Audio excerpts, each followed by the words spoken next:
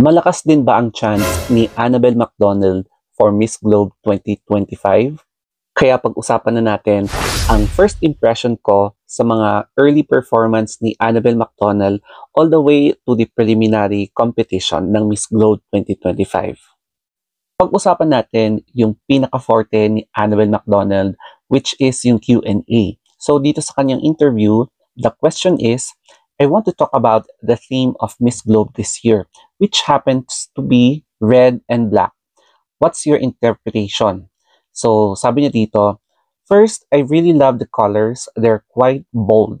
But at the same time, I love how they pay homage to Albania, which has been the host of Miss Globe pageant for a really long time.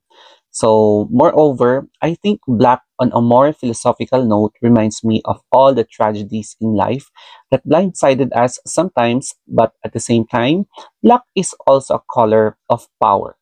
And then I think it symbolizes strength that you have to call upon yourself when you face struggles or challenges in life.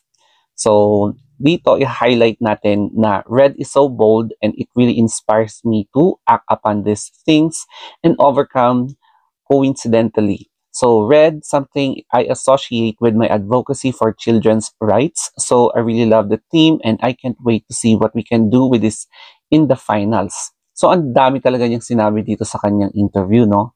That's why let's move sa kanyang working background as an events host.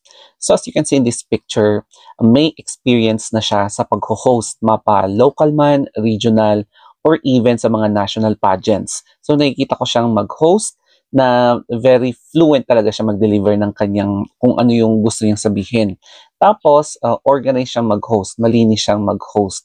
So, this is an advantage para kay Annabel. It's because she can really communicate well sa kanyang public speaking skills. So, as a contestant representing the Philippines in international beauty pageants, kahit mga candid interviews o kaya kapag babatuhan siya ng mga medyo challenging question, kayang-kaya niyang maitawid kasi isa ito sa mga experiences niya na nakapagbigay sa kanya ng more confidence, lalong-lalo na ngayong sumasabak siya sa Miss Globe.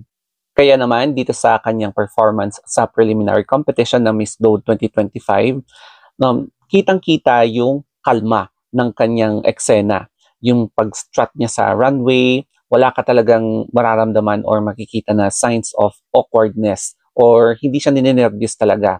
Yung bang basing from her experiences, yung kanyang training, tapos yung confidence level talaga